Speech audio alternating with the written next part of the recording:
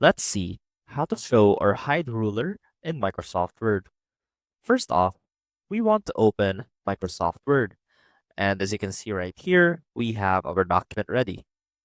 Now the ruler is this line right here that shows different marks and also shows you the margins for your document.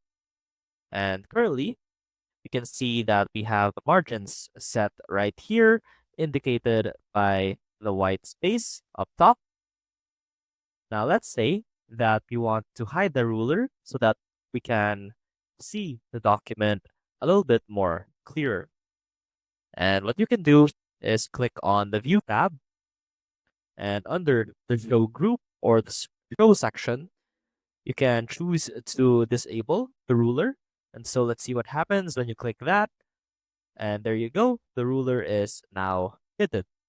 Now to show it, you can simply click on this box right here again, and the ruler should show up again. And that is how you can show or hide ruler in Microsoft Word. I hope this helped, and I will see you soon.